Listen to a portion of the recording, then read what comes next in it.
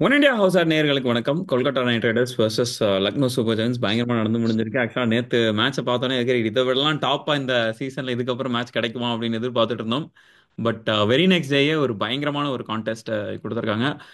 Tough fight by Kolkata Knight Riders. But unfortunately ஒரு 5 run வித்தியாசத்துல, 4 run வித்தியாசத்துல தே லாஸ்ட் த கேம்.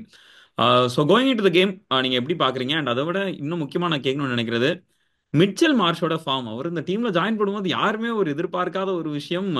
இன்னைக்கு out ஆயிட்டு போறாரு, ஆரஞ்சு கேப் ஹோல்டரா அவுட் ஆயிட்டு வெளியே போறாரு. ஏன்னா அதுக்கப்புறம் தான் பூரன் ஆஃப்கோர்ஸ் அதுக்கப்புறம் ஓவர்டேக் பண்றாரு. எனக்கு பார்த்துட்டு wow this man is actually truly back அப்படின்ற மாதிரி தான் நமக்கு தோணுச்சு. நீங்க எப்படி பாக்குறீங்க மிச்சல் மார்ஷ், மார்க்ரம் அவங்களோட ஃபார்ம் எல்லாம் எப்படி இருக்கு so far the season? So yeah first வந்து மிச்சல் மார்ஷோட ஃபார்ம் பத்தி பேசிடுவோம். ஏன்னா ம். மிச்சல் மார்ஷ் இப்போ ரீசெண்ட் டைம்ஸ்ல ஐபிஎல்ல எடுத்துட்டோம் அப்படின்னா ம். எல்லா வருஷமும் இருப்பாரு. பட் பெர்ஃபார்மன்ஸ்னு பார்த்துட்டீங்கன்னா அந்த 14 மேட்சஸ்ல ஒரு 2 3 மேட்சஸ் ஆடி கொடுத்தாலே ஓகே அப்படிங்கிற மாதிரி இருக்கும். ஏன்னா டீம்ஸ் வந்து அவ்வளோ எக்ஸ்பெக்டும் பண்ண மாட்டாங்க. அண்ட் அந்த ஒரு 2 3 மேட்ச் ஆடுற ஒரு பிளேயரா தான் இருந்துட்டு இருந்தாரு. இந்த டைம் லக்னோ அவரை எடுக்கும் போதும் சரி, ஓகே நம்ம டீம் வந்து பெருசா பேலன்ஸ் இல்லாத மாதிரி தான் தெரிஞ்சிச்சு லக்னோவும். ம். மிச்சல் மார்ச் வந்து எப்படியும் ஒரு 2 3 மேட்சஸ் பட் ப்ளே பண்ணாரு அப்படின்னா அந்த 2 3 மேட்சஸ் ஒரு மேட்ச் வின்னிங் நாக் ஒன்று ஆடிடுவாரு. ம். அந்த மாதிரி தான் இருக்கும். ஒரு 2 3 மேட்ச் வின் பண்ணி தருவாரு சாலிடா அப்படின்னு நம்ம எக்ஸ்பெக்ட் பண்ணோம். பட் இப்போ 5 மேட்ச்ல 4 ஆஃப் செஞ்சுரிஸ். ஸோ ம். பயங்கரமான ஒரு ஃபார்ம்ல இருக்காரு. நீங்க சொன்ன மாதிரி பூரன் ஓவர்டேக் பண்றதுக்கு முன்னாடி அவர் ஆரஞ்சு கேப் ஹோல்டரா ஆனாரு. ஸோ ம். பட் அன்பார்ச்சுனேட்லி நிக்கோலஸ் பூரன் அதே இன்னிங்ஸ் அடிச்சனால திரும்ப அவருக்கு போயிருச்சு. எக்ஸ்பெக்டே பண்ணல மிச்சல் மார்ச் வந்து இந்த மாதிரியான ஒரு ஐபிஎல் அப்படி அமையும் அப்படின்னு. அதுவும் லக்னோ மாதிரியான பிச்சர்ஸ்ல வந்து அவர் எப்படி சூட் ஆவாரு அப்படின்னு நினைச்சோம். பட் லக்னோலயே ஒரு ஸ்கோர் பண்ணாரு. வெளியே ஓவர்சீஸ் பிச்சஸ், சாரி, அவே பிச்சர்ஸ்லயே ஒரு ஸ்கோர் பண்ணாரு. ஸோ அதே மாதிரி இப்போ ரீசெண்டா ஆஸ்திரேலியாவுக்கு அவர் தான் T20 ஓப்பனரும் கூட. ஸோ அப்படி பார்க்கும்போது அந்த ஒரு ஃபார்ம் ஓகே, அடுத்த T20ல நமக்கு ஒரு இன்னும் இருக்கு அப்படின்னு கண்டினியூ இருக்கு அப்படின்னு நினைக்கிற மாதிரியான ஒரு பெர்ஃபார்மன்ஸ் அவர் கொடுத்திருக்காரு. ஸோ ரொம்ப பயங்கரமா இருக்கு. த்ரூஅவுட் இந்த டோர்னமெண்ட்ல வந்து இன்னும் பல பெரிய இன்னிங்ஸ், மினிமம் ஒரு செஞ்சுரி எதிர்பார்க்கலான்னு ஸோ எனக்கு உள்ள ஒரு தாட் இருக்கு. Okay right cool. And next என்னன்னா மார்க்ரம், ஐடன் மார்க்ரம் வந்து சீசனுக்குள்ள வரும்போது ஓகே ரைட் இவரை ஓப்பன் பண்ண போறாங்க அப்படின்றத ஆக்ஷன் டைம்லயே சொல்லிட்டாங்க. மோரர்லெஸ் வந்து எங்களுக்கு மார்க்ரம் தான் ஓப்பன் பண்ணுவார் அப்படின்ற மாதிரி. அண்ட் மார்க்ரமோட ஃபார்ம் வந்து தொடர்ந்து ஒரு ரொம்ப கன்வின்சிங்கான ஒரு இதாகவும் இல்லை கடைசி ஒரு 2 இயர்ஸா. அண்ட் கடைசி 2 மேட்சா பார்த்துட்டோம்னா லக்னோக்கு இப்போதைக்கு ஒரு மறுபடி ரிடம்ஷன் ஆர்க் அப்படின்ற மாதிரி வந்து நிக்கிற மாதிரி தெரியுது. எப்படி பாக்குறீங்க நீங்க அதை? யா ஃபர்ஸ்ட் மார்க்ரம் நீங்க சொன்ன மாதிரி தான். 2 3 வருஷமா வந்து T20ல அவ்வளோ பெரிய பேட்டிங் பெர்ஃபார்மன்ஸ் நம்ம பார்க்கல. நம்ம பெரிய லீக்ஸா இருக்கட்டும், SA20 லீக்ஸ்ல கூட இந்த மாதிரி பெர்ஃபார்ம் பண்ணல மார்க்ரம். ஒரு சாலிடான ஒரு பெர்ஃபார்மன்ஸ், ஒரு 40 பால் 50, ஒரு 35 பால் 50 இந்த மாதிரியான இன்னிங்ஸ் தான் நம்ம மார்க்ரம் பட்டு இருந்து நம்ம பார்த்திருக்கோம். T20s சவுத் ஆப்பிரிக்காவுக்கும் சரி, மற்ற லீக்ஸ்லயும் சரி. ஐபிஎல்ல இதுக்கு முன்னாடி SRHக்கு ஆடும்போதும் அந்த மாதிரியான ஒரு கிளட்ச் நாக்ஸ் தான் ஆடிட்டு இருந்தாரு. பட் இந்த வருஷம் சொன்ன மாதிரி மார்ஷோட சேர்ந்து இவருடைய பெர்ஃபார்மன்ஸ் இந்த எல்எஸ்டில வந்து சேஞ்ச் ஆயிருக்கு அப்படின்னு தான் சொல்லணும். ஏன்னா ம். ஒரு 20 பால் 40 அந்த மாதிரி குவிக் நாக்ஸ் ஓப்பனரா விளாடுறாரு அப்படிங்கும்போது ம். யாருமே எக்ஸ்பெக்ட் பண்ணல. ஏன்னா மார்க்ரமுடைய இந்த வெர்ஷன் ஆஃப் மார்க்ரம் வந்து நம்ம யாருமே பார்த்திருக்க மாட்டோம். அவர் வந்து ஒரு ஓடிஐக்கு ஒரு சூப்பரான ஒரு பிளேயர். T20 பொறுத்த வரைக்கும் பார்த்துட்டீங்கன்னா மிடில் ஆர்டர்ல ஆடுவாரு. நம்பர் 3 நம்பர் 4ல இந்த டாப் ஆர்டர் கொலாப்ஸ் ஆகும்போது ம். இன்னிங்ஸை வந்து எடுத்துட்டு போறதுக்கான ஒரு நாக் அந்த மாதிரி ஆடுவாரு. 40 பால் 50 அந்த மாதிரி. பட் இது வந்து கம்ப்ளீட்லி இன்னொரு வெர்ஷன் ஆஃப் மார்க்ரம் நம்ம பார்த்துட்டு இருக்கோம். அண்ட் ம். பிச்சுஸும் அந்த மாதிரி ஒரு பேட்டிங் ட்ராக்கா இருக்கிறதால அவருக்கு அந்த ஃபுல் ஃப்ளோவா போக முடியுது அப்படின்னு நான் பாக்குறேன். ம். ஸோ மார்க்ரம் அண்ட் மார்ஷ் ஆக்சுவலா வந்து ஒரு 2 பில்லர்ஸ். அதாவது நம்ம அஹ், பஞ்சாப், சாரி, லக்னோக்கு நம்ம போகும்போது 2 மெயின் பில்லர்ஸா, ஓப்பனிங் பில்லர்ஸா இருக்காங்க. ம். Okay cool. நெக்ஸ்ட் பூரனை பார்த்தோன்னா மனுஷன் ஆக்சுவலா இப்போதைக்கு என்ன சொல்றது ஃபார்ம் ஆஃப் ஹிஸ் லைஃப்ல இருக்காருன்னு நினைக்கிறேன். தொட்டதெல்லாம் சிக்ஸ், தொட்டதெல்லாம் ஃபோர் அப்படின்ற மாதிரி இருக்குது. இன்னைக்கு மேட்ச்ல பவுண்டரியில மட்டுமே கிட்டத்தட்ட 76 ரன் எடுத்திருக்காரு. 8 6 7 4 அப்படின்ட்டு அடிச்ச 87 ரன்ல 11 ரன் தான் அவர் ஓடி எடுத்திருக்காரு. மிச்சம் 76 ரன் ப்ராப்பரா பவுண்டரிஸ்ல மட்டுமே எடுத்துட்டு இருக்காரு. பூரனோட ஃபார்ம் இப்போ எந்த அளவுக்கு இருக்குது அண்ட் லக்னோ வந்து எந்த அளவுக்கு அது கேரி பண்ணுதுன்னு நினைக்கிறீங்க? ஸோ அரௌண்ட் T20 வேர்ல்ட்ல பார்த்துட்டீங்கன்னா இப்போதைக்கு பெஸ்ட் பேட்ஸ்மேன் அப்படின்னா ம். Nicholas Pooran. நிறைய T20s ஃபாலோ பண்றவங்க கேட்டீங்கன்னா நிக்கோலஸ் பூரனை வந்து கன்ஃபார்மா அந்த நம்பர் 1 பொசிஷன்ல வச்சுதான் சொல்லுவாங்க. ஏன்னா ஐபிஎல் மட்டும் இல்ல, அவர் ஆக்சுவலா வெஸ்ட் இண்டீஸுக்கு மேட்சஸ் கம்மியா தான் ஆடுறாரு. ம். பட் இதுக்கு முன்னாடி IL T20ல இருக்கட்டும், அதுக்கப்புறம் அதுக்கு முன்னாடி MLC இருக்கட்டும், எல்லா T20 லீக்ஸும் ஆடுறாரு. ஸோ அங்கெல்லாம் வந்து பாத்துட்டீங்கன்னா இந்த மாதிரி பெரிய பெரிய நாக்ஸ் ஒரு 20 பால் 80, 30 பால் 80 இந்த மாதிரியான நாக்ஸ் தான் அரௌண்ட் த வேர்ல்டு அடிக்கிறாரு. அண்ட் அவருடைய அந்த ஹிட்டிங் ஸ்டைல் வந்து அவர் த்ரூ அவுட் அவர் அந்த கரியர் ஸ்டார்ட் ஆனதுல இருந்து இப்போ வரைக்குமே அந்த ஹிட்டிங் எபிலிட்டி நல்லா இருக்கு ஒரு பேட்ஸ்மேன். ஆக்சுவலா லக்னோ பண்ண ஒரு பெரிய விஷயம் என்ன அப்படின்னு பாத்துட்டீங்கன்னா, ஒரு சூப்பரான விஷயம் என்னன்னு பாத்துட்டீங்கன்னா, இவரை வந்து ரீட்டைன் பண்ணது. ஸோ நான் ஆக்சுவலா வந்துட்டு லக்னோ வந்து ரீட்டைன் பண்ண மாட்டாங்க அப்படின்னு நான் எக்ஸ்பெக்ட் பண்ணேன். ஆக்ஷனுக்கு வந்தாருன்னா ஒரு பெரிய பிரைஸுக்கு போவார் அப்படின்னு நான் எக்ஸ்பெக்ட் பண்ணேன். பட் இவரை ரீட்டைன் பண்ணி அந்த மிடில் ஆர்டர்ல வச்சது அப்படிங்கிறது ஒரு பெரிய அசெட் அப்படின்னு சொல்லலாம். ஸோ இப்ப இருக்க வேர்ல்ட் T20 கிரிக்கெட்ல பூரன் மாதிரியான ஒரு பேட்ஸ்மேன் கிடையாது. அதே மாதிரி ஸோ இன்னைக்கு இந்த சீசன் ஃபுல்லா இந்த IPL ஃபுல்லாவே வந்து பேட்டிங் ட்ராக்ஸ் தான் நிறைய இருக்கு. ஸோ எந்த சுச்சுவேஷன்ல வேணாலும் ஆடக்கூடிய ஒரு பேட்டர், பேட்டிங் ஃபர்ஸ்ட் பண்ணாலும் ஒரு பெரிய ஸ்கோர் வேணும் அப்படின்னா நிக்கோலஸ் பூரன் அங்க இருந்தாரு அப்படின்னா ஒரு 220 230 ஒரு சாலிடான ஸ்கோரா வந்துடும். அதே மாதிரி ஒரு 30 பால் 80 நீடட் அப்படின்னா அந்த மாதிரி நாக்ஸ் நம்ம நிறைய பார்த்திருக்கோம். ஐபிஎல்லையும் சரி, வெளியே இன்டர்நேஷனல் கிரிக்கெட்லயும் சரி, இந்த மாதிரி நிறைய நாக்ஸ் ஆடி கொடுக்கக்கூடிய ஒரு பிளேயர் தான். ஸோ பூரன் கண்டிப்பா இந்த டைம் ஆரஞ்சு கேப்பும் வச்சிருக்காரு அண்ட் ஃபார்மே அப்படியே கண்டினியூ பண்றாரு. ஸோ எஸ், லக்னோக்கு வந்து இந்த ரெண்டு பேரோட சேர்ந்து மிடில் ஆர்டர்ல நிக்கோலஸ் பூரன் அப்படிங்கும்போது ஆன் பேப்பர் பார்க்கும்போது ஓரளவுக்கு வீக்கான டீமா இருந்தாங்க. பட் இந்த மூணு பேர் ஃபார்ம்ல இருக்கிறது லக்னோ பொறுத்த வரைக்கும் ரொம்ப ரொம்ப பெரிய விஷயம். அண்ட் அவங்களுடைய இந்த வின்னிங் நோட்டை கண்டினியூ பண்ணோம் அப்படின்னா பூரன் ஒரு மெயின் ரீசனா இருப்பாரு.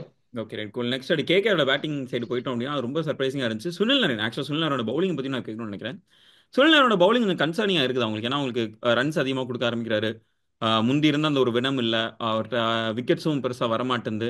பேட்டிங்கில் போன சீசன் நம்ம அவர்கிட்ட இருந்து பார்த்ததுல ஒரு பாதி தான் இருக்குதுன்ற மாதிரி சொல்லலாம். இல்லைன்னா அது கூட இருக்கிறது கொஞ்சம் ரேராக தான் இருக்குது. ஸோ சுனில் நரேனோட ஃபார்ம் கொஞ்சம் கன்சர்னிங்காக இருக்குது. அண்ட் ஆல்சோ ஆண்ட்ரே ரசலோடது. ஏன்னா ரசலுமே என்னன்னா விக்கெட்டும் இல்லை, ரன்ஸும் பெருசாக அடிக்க மாட்டாரு. ஸோ இந்த இது கொஞ்சம் கன்சர்னிங்காக இருக்கா கேகேஆருக்கு?